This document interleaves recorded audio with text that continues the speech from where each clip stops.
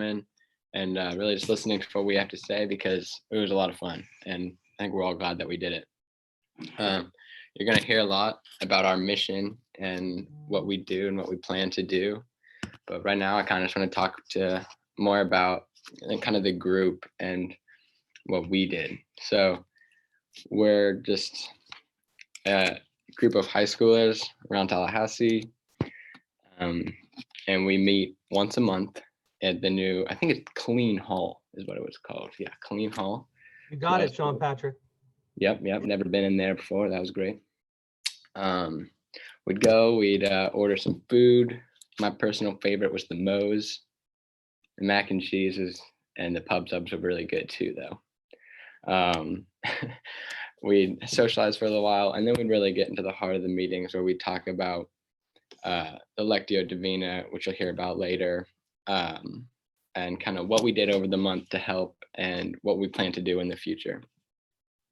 I think this was a great experience. I think it brought us closer, and it was different than like your average youth group for a couple of different reasons. And I really like that, having like a goal, having something to like work towards is nice, and it keeps everyone focused more. Having a responsibility, where we decide what to do with the money that we were given. And so that responsibility kind of felt good to get stuff done and be in charge. And something that helped with that was we were the first people to bring in the money. So to see our money go through and help out all across the world was really cool. It was also really cool to see what we did for the community, what we learned about, and learning about how we actually can make that change. We didn't only learn about loaning out their money, though. It was interesting to learn about how the economy works and budgeting and saving and investing, because that's not normally something you learn in your average school system. So it's a good opportunity for us kids to learn about that stuff too. I think lastly, I'd just like to say thank you to Miss Kyle and Father Wallace and Mr. Ben for helping out. I think they were really great teachers to lead this, and I think they did a really great job. So now I'm going to pass it on to my boy, my friend Brantley. Thank you. So, and on this council, we use an app called Kiva to make microloans. And essentially what a microloan is, it's a small loan, which is typically for financing and entrepreneurial projects that target poor and developing regions. And we also learned a lot about the economy, like Sean Patrick said, and we learned terms like loan, interest, capital, risk, diversification, and access, which I think was really important to learn, because like he said as well, we don't really learn that in the average school system unless you take a class that is specific towards learning about the economy and stuff like that.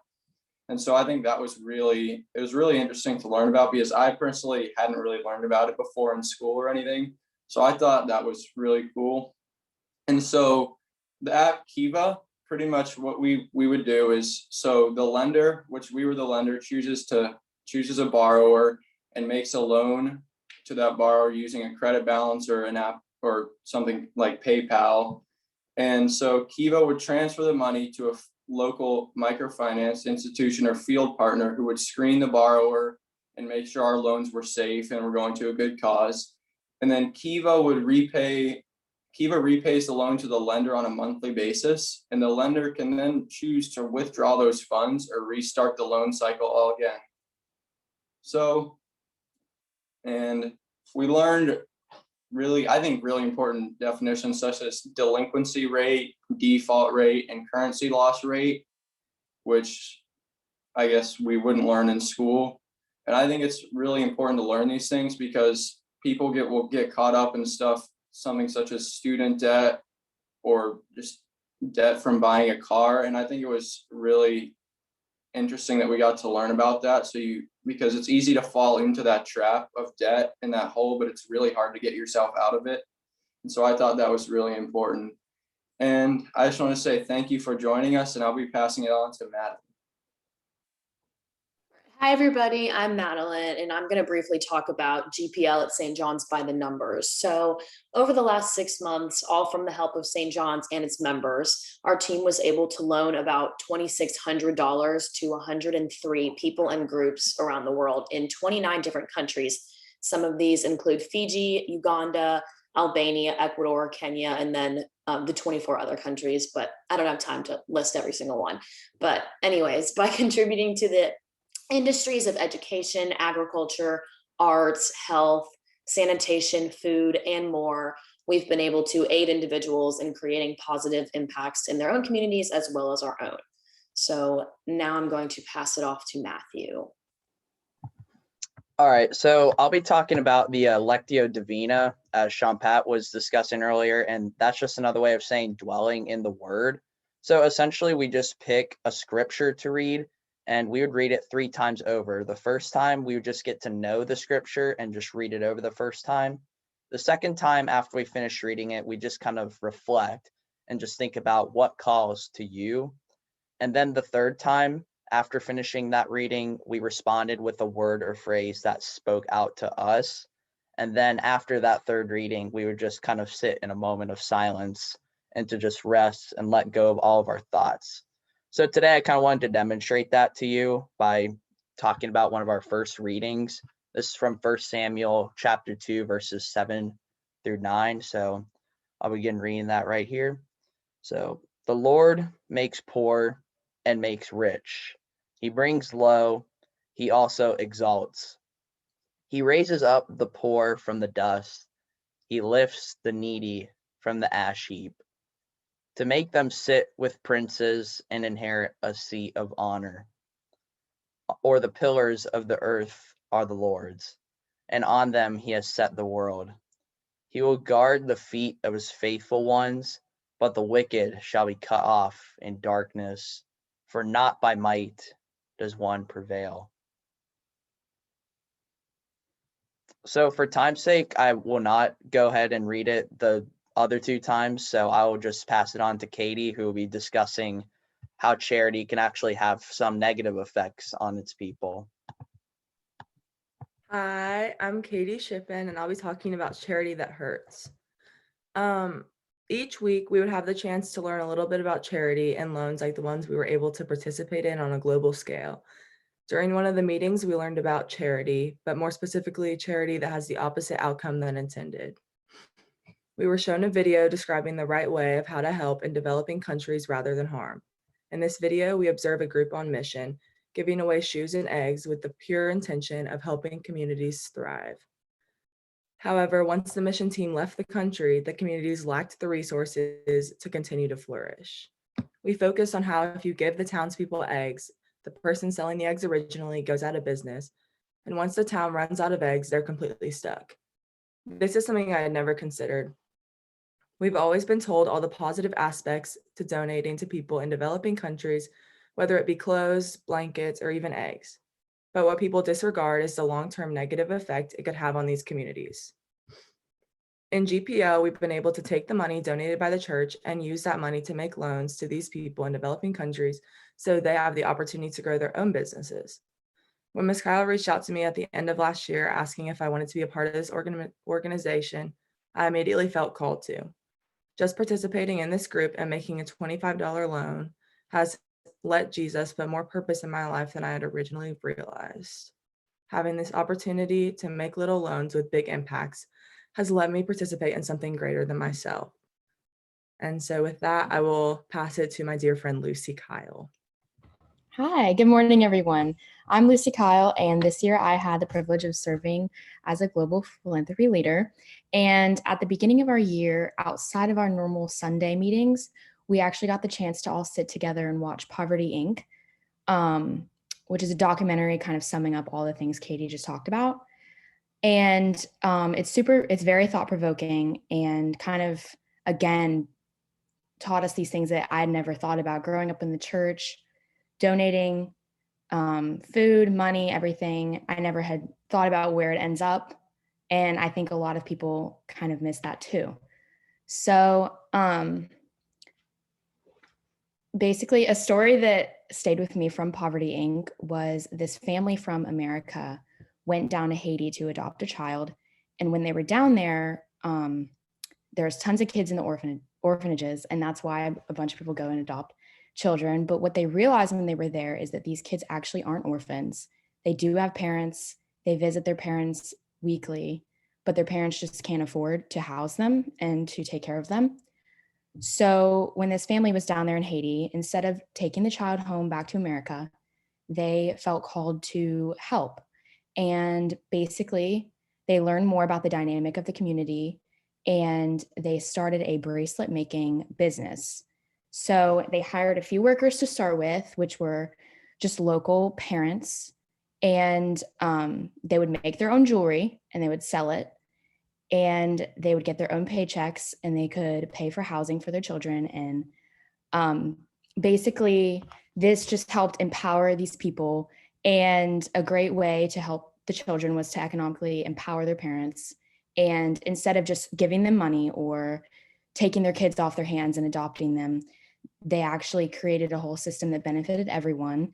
They got their own paychecks, so they felt like they earned their money and they got to keep their children, which is really just stuck with me because I thought that that was such a brave and important thing for that family from America to do, because they could have easily, again, adopted that child and taken it from their family.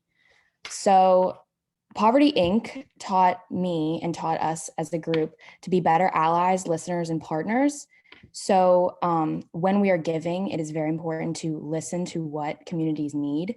And instead of assuming we know what they need and just donating our things, we can help empower people with capital, with microloans, to sustain their own businesses and make economic choices for themselves and their family. And I'm just going to leave you off with a quote that was in the trailer, Poverty Inc., that really, again, spoke to me. And it's, "Having a heart for the poor is not hard, but having a mind for the poor is a different challenge."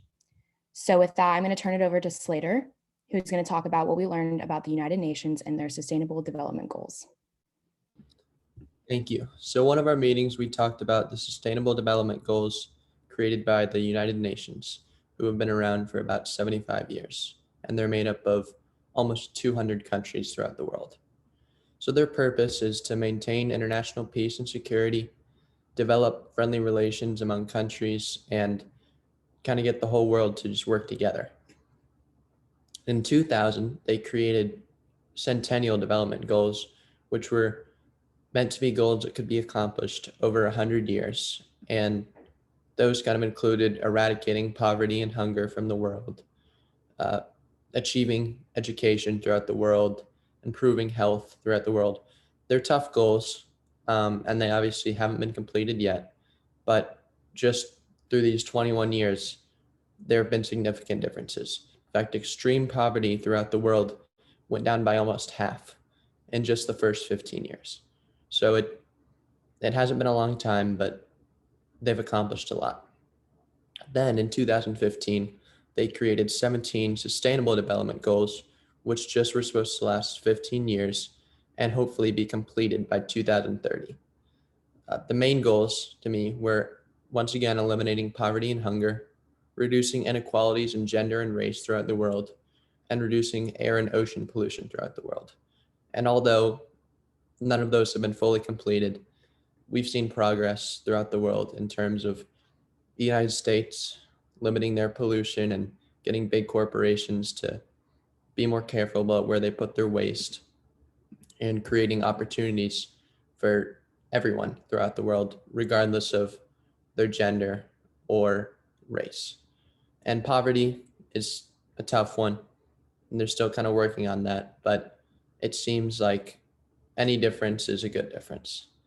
And next, I'm going to pass over to Anna. Yes, so I'm Anna Gray, and in one of our meetings, we talked about hunger, which is the psychological sensation brought by food insecurity. And just during that lesson, there was just a lot of things that was just shocking to me and really just stuck with me. So I'm just going to talk about those. And one of the things was that there is more than enough food produced in the world to feed everyone on the planet, but about 690 million people go to bed hungry every day, which is just really shocking to me. And then one of the other things in that meeting that really stuck with me, because I'm guilty of it, and like I think a lot of people are, is food waste and our carbon footprint. And 37% of food like waste happens in American homes, and the average American spends over $1,000 on food that is just not eaten. And when we throw this like food out, it ends up in a landfill and produces methane, which is worse than carbon dioxide, if I remember correctly from the meeting.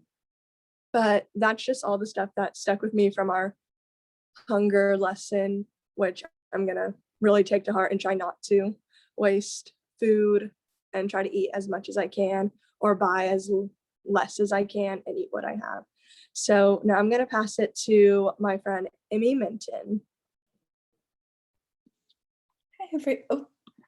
Sorry. Hello, everyone. So my name is Amelia Minton, and as a member of GPL this year, I just wanted to take my time on behalf of my class to thank everyone in the parish who contributed to our program that allowed us to have a total fund of $3,850. And this money allowed us to make over 99 loans to support our neighbors across the globe. So this money was compiled through a combination of your donations through the parish, but also $25 from each of our own personal accounts and savings. And no, I don't mean like from our parents. Our parents didn't give us $25. We had to produce that $25 ourselves. Through this presentation, you've heard from my fellow peers about Kiva, how Kiva functions and the great things that this organization accomplishes. By using this organization, we were able to help sustain businesses from Ecuador to Fiji and to all these places around the globe. Within this process, we were able to develop new relationships and within the church. On the few occasions we met in person, we would enjoy fellowship and meals together, and this really brought forth a sense of community. Through your kind and generous donations and trust in us, we were able to learn how to help sustain businesses in third world countries and how to apply these skills to our everyday lives. The program in itself is a gem and has really influenced me and my peers. It was a great experience and taught me many things that I did not know. It is my hope that this program continues for many, many years, and to be able to do so, we call on you as a parish to help us. St. John's is very unique in how involved it is in the community, not just within the church, but in the outside community as well. From Grace Mission to Beat Week to all the mission trips, GPL is a program that exceeds the expectations of what service through God is. All the loans that we've made this year are being repaid, and in order to continue GPL, we are asking for additional $3,500 to start the next cohort, as our loan repayments will take up to 2 years to replenish. Our hope is that only 2 to 3 years of funding are needed, and that GPL will become a self-sustaining program after year 3. I know this seems like a lot of money, but this class and this organization is allowing young students the ability to learn about sustainability, the value of money, and how to make a difference at a young age. And I want to just thank you again all for listening and for coming today. And I hope you all will consider supporting this wonderful organization and cause. And now, to answer all the questions you have, if you have any, I'm going to pass it to my wonderful friend, Annika. Hey guys, I'm Annika, and I can answer any questions you might have. I have a question. My first question, are you wearing my shirt? This is not your shirt. Okay, just checking. I wondered, Annika, if you could tell us one of the challenges your group faced when you were in this program and deciding on these loans. So a big initial challenge that I personally faced was navigating the actual website.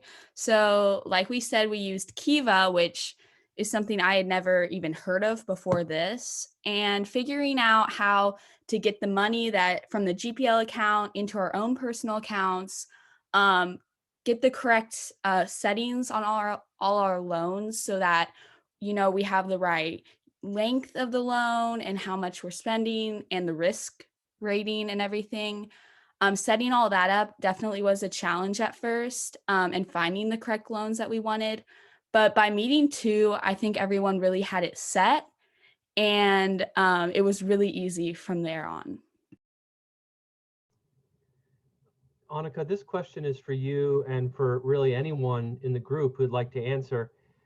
The question is, how did you make your decision on the loans? What was it that assisted you in that discernment? Was it something that you kind of felt in your gut or your heart? Were you kind of thinking it through, pros and cons? I'd love to hear how you made those decisions.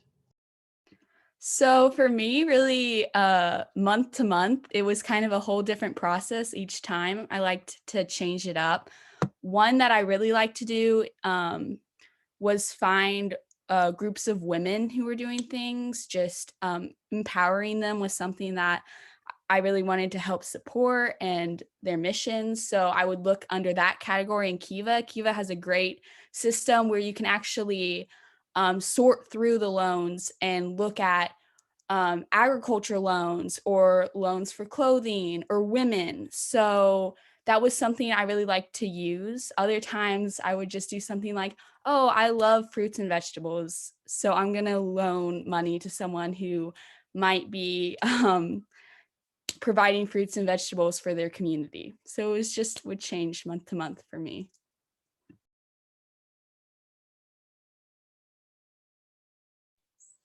I know a lot of you are seniors. What's coming up in year 2? I'd love to hear about that. Okay, so year 2, I'm a senior, so I won't be able to do it, but it honestly sounds so amazing, and I'm a little jealous that I'm not a junior and I can't take it next year. But next year, they're really looking more into just poverty and different racial systematic issues in America. And so we'll be looking at how race and class can really affect different people and communities in America. And we're going to be loaning internally into our country, which is very cool. And I think will really not only help America, but also teach us a lot about some issues that are happening in our own country. Annika, there's a question in the chat. How did your fundamental knowledge of the economy grow, and how can you use that knowledge in your personal life? That's from Stephanie McCann. Anybody, Annika, you can take a stab at that, or you can throw it to somebody else. So guys, your understanding of the economy, how did it grow? Maybe pulling on some of the things Ben spoke about, and also in your personal life, as some of you all head off to college. I bet your parents are really interested in knowing how your knowledge grew personally. Okay, well, I'll start that with, as a senior also, it kind of went alongside with my AP Econ class that I'm taking right now.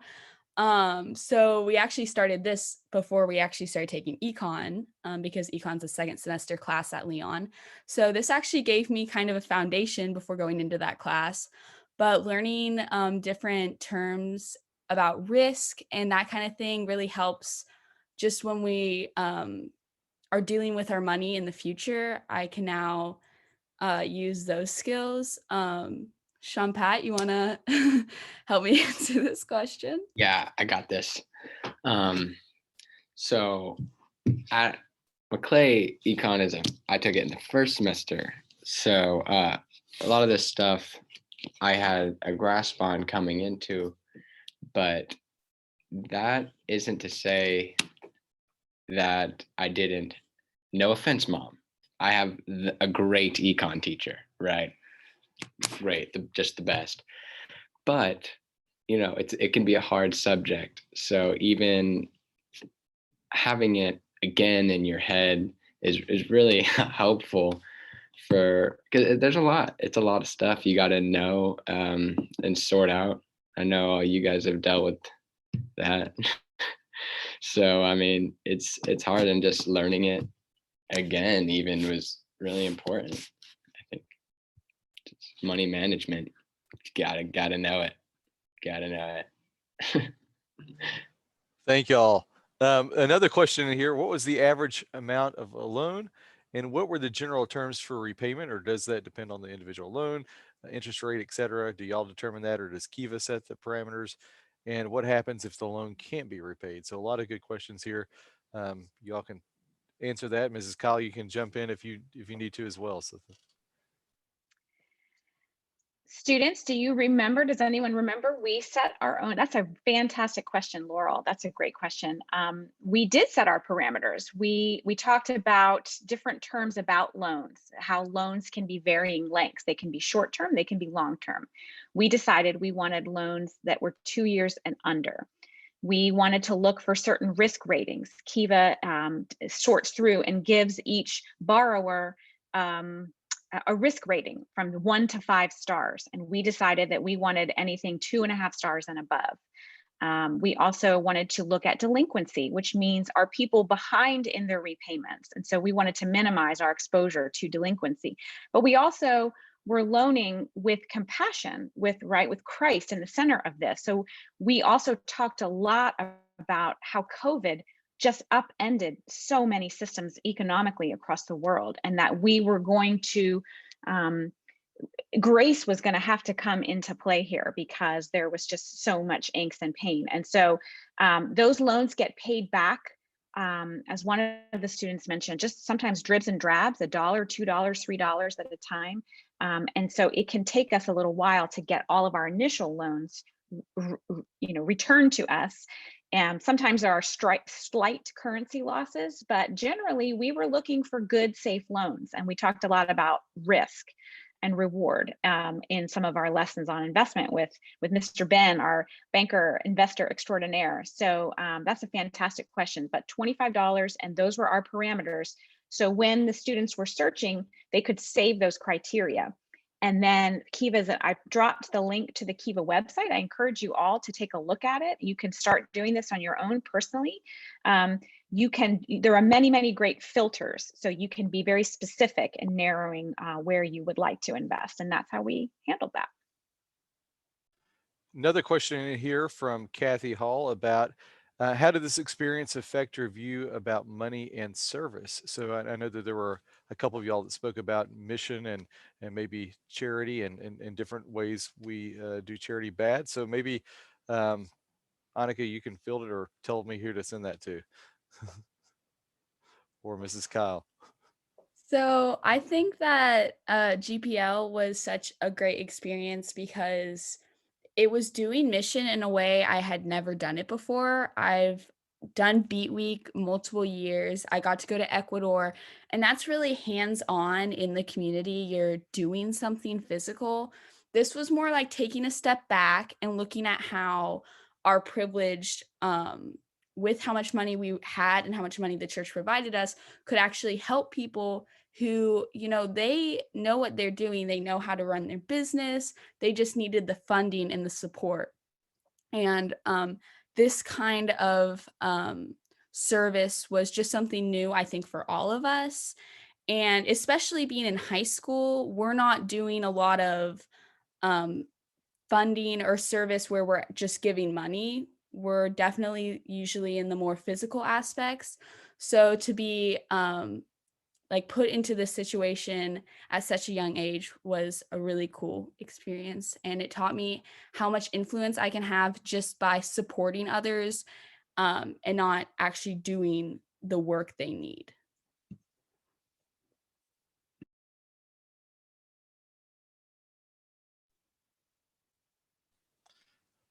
Lots of good praise in here from people. Any more questions, or I'm going to ask one.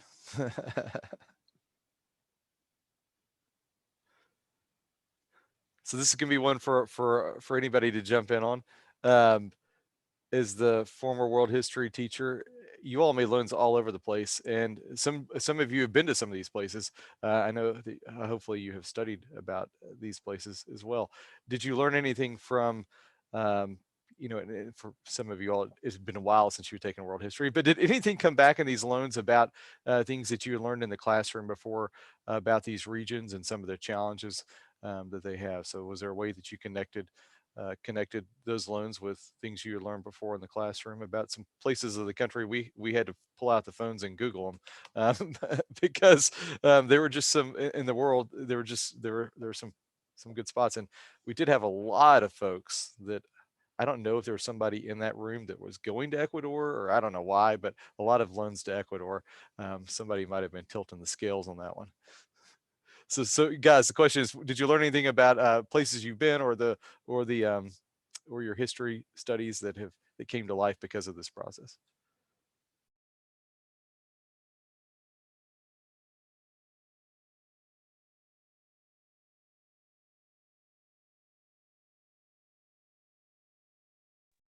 Crickets.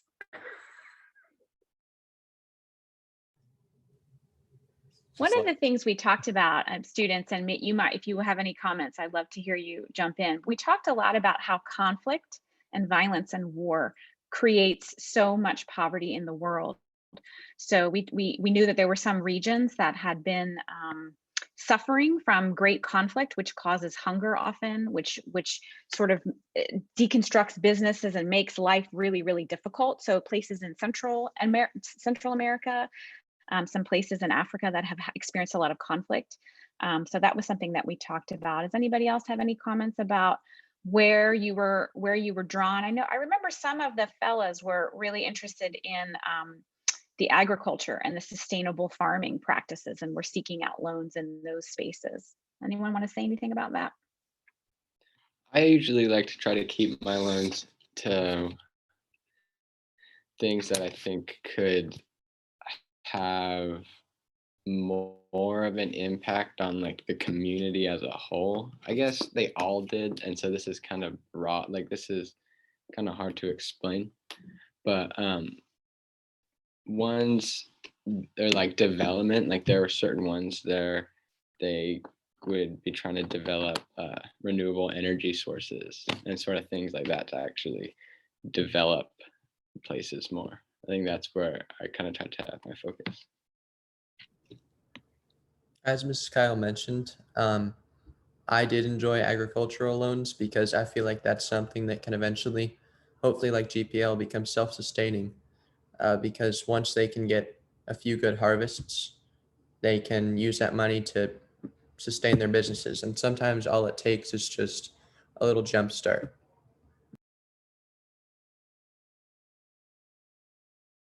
Another question in the chat. Did any of your efforts target folks in the US and Florida or even our local community? This year, yes, Abby has responded to that question. So yeah, Laurel, great question. Yeah, year one is going to be global. Year two, next year, when some of these students come back and maybe hopefully do a year two, they'll look nationally. And so those loans next year will be a part of hopefully part of the local, our local community as well. Yeah, and so I can speak to that for just a second too, Wallace, that, initially when I first started looking into Kiva about a year ago, it was primarily international in nature. And I'm seeing a rapid expansion of opportunities to invest domestically. So what we're going to look at and sort of deconstruct next year are all of the ways in which institutions and practices and laws and norms have helped many Americans, but also harmed many and kept many out. And there's just been a very intentional lack of access to capital in the United States, for home ownership, for business investment. And there are a lot of great groups out there that are working in communities of generational poverty. And there is no one answer, but I have come to really see that this is a great path forward. This is a great way, and there's a lot more that's really kind of rapidly changing in banking, in communities, in this concept of crowdsourcing and microloans and investment locally. So that's going to be something really exciting for us to dig into next year. So we're really looking forward to that. And we'll definitely look for things in Florida for sure. Another question in here, did each of you individually decide on the recipients of the loans, or was that a group decision? Somebody want to take that one? I can take that one. So we each individually decide through going through the Kiva website. We would either put a filter on, like if we wanted to donate to someone who's more focused in agriculture or like clothing, and there were some women's groups that were making like jewelry for their communities, and there were some that were people who were asking for money to rebuild parts of their homes so that they could be ready for the winter. Or there was just a really broad spectrum of all these different people and what they needed in terms of money help. So we would go into Kiva and then we would put our little parameters for the loans. And then you would scroll through the pages and they would have a picture of either the group or the person, and they would have their name, a little bit of their backstory, how they participate in their own community. So I thought that was cool. And it just told you a little bit about them. And through that, you could make your decisions and really get to know who you're helping. So that was really cool. And I know some of our meetings, we would overlap countries, but I don't think there was ever a time where we picked the same exact person, because there's such a wide range of people who are on the website and who are asking for help. So that was really cool. Thank you. Thank you. That's a great answer. Any other questions? There's another comment in there. Thank you all for these questions. I'm watching the clock. Hey, Wallace, I just wanted Yes, to take ma'am, a quick Kate. second and just give a round of applause and thanks for the founder of GPL, who has joined us today, Rich Stein. I'm just so grateful that I met you and that I learned about this, and that you were such a wonderful support to me to share your ideas and your curriculum. And I'd just like to invite you, if there's anything you'd like to say to our students about this program, we'd love to hear from you. Well, thank you, Kate.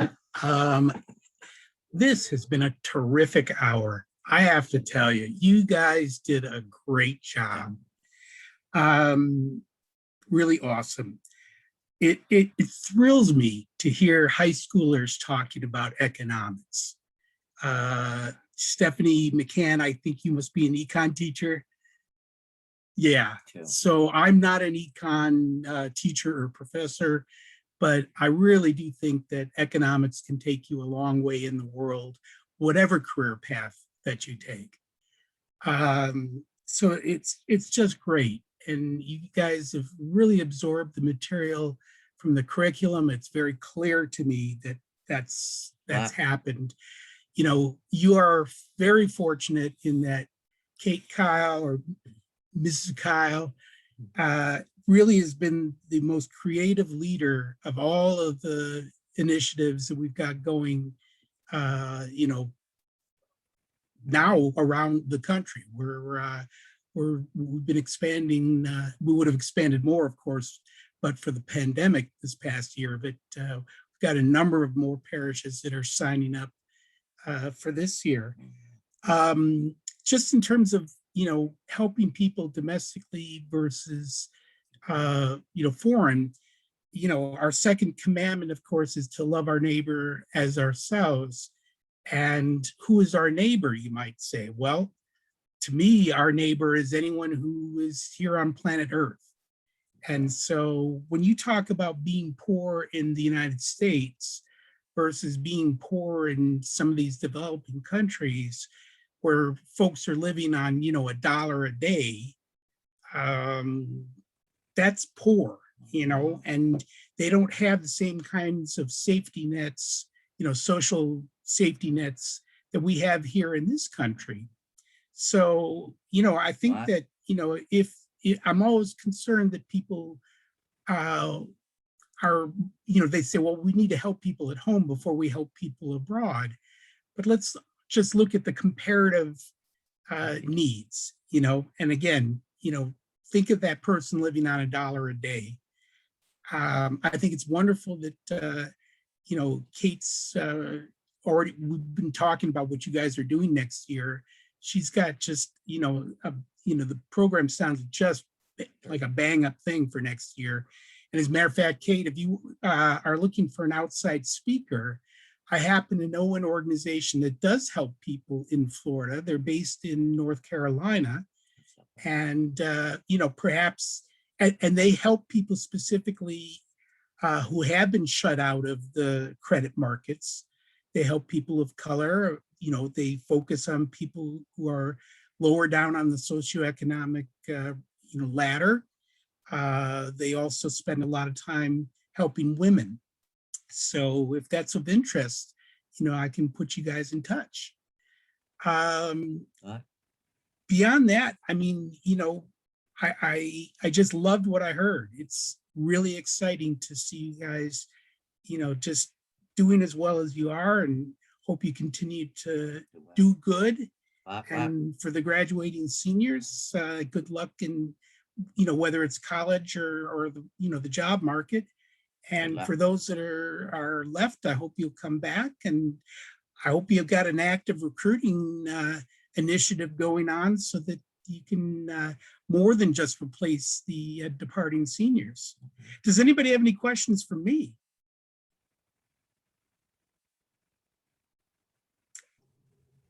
Hey, Rich, this is Dave. How many other churches are doing this program now? Right now we're at 10, and we're probably going to have 5 more locations so far for next year. But of those 5 locations, some of them are going to have like 3 and 4 parishes working together. So I'm hoping we're going to end up with as many as, as doubling the number of parishes for next year. How about Trinity Wall Street? Are they in yet? Well, we talked to Trinity Wall Street. They were actually at the presentation that, that Kate attended. And, like a lot of places, they sort of, with the pandemic, they just weren't ready to proceed with much of anything. And they're on our horizon, or, our radar screen. And, when the time is right for them, we'll keep pressing to get them involved. You mentioned Trinity Wall Street. Is that because they're sort of thought leaders and well, they're in the hub of global commerce. Very true. But no, I just think it would be fun to get them involved. I'm happy to call Phil Jackson and give him a hard time and say, get going. This is important. You guys should be on top of this. Well, if you've got an in there, then and it sounds like you do, I'd love to collaborate on getting Trinity Wall Street off dead center and doing this. Love it. Thanks so much, Rich. I look forward to more collaboration. Maybe we can do another presentation. I have a call lined up with David's in Austin, Texas. They learned about what we're doing and they want to, talk to us and get some ideas. So we want to keep spreading the word and getting other people involved. And I want to echo all of the comments here. I'm so proud of you students. We love you so much. You have done an incredible job. It's been just such a joy and delight to spend time with you. We're so proud of you. We know your future is so bright. Your hearts and your minds are growing, but just remember to keep God at the center of everything you do, and you can never go wrong. Students, this is Father Dave, and as you know, I'm going to be a graduate student starting in August. If you want to make a microloan in me, you can go to my Kiva site. Joke. But seriously, Jesus talked a lot about money, and probably more about money than just about any other topic, to be honest with you. And one of the reasons for that is, as Jesus himself says to us today, where your treasure is, there your heart will be also. Money is an outward and a visible sign of what's inwardly going on in our hearts with our values. And that's an important lesson that I think we all learned as a result of our participation in the Global Philanthropy Leaders. I am deeply grateful to Rich for the idea and for the generosity to share it. I mean, it's one thing to have a great idea. It's another thing to say, you know what, I want as many people as possible to experience this, and I'm going to give it all away. That is a Christ-like action. And so, Rich, thank you. I want to thank Kate Kyle. Can't thank Kate enough for her leadership here at St. John's as a true stewardship leader who helps us better understand what Jesus is calling us to do in terms of our stewardship of time, talent, and treasure. So please give Mrs. Kyle a round of applause, everyone.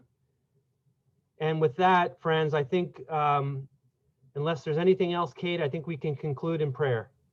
In the chat, I dropped a link of how you can contribute and support GPL in the next year. So that's a link. Katie Shippen, point the way.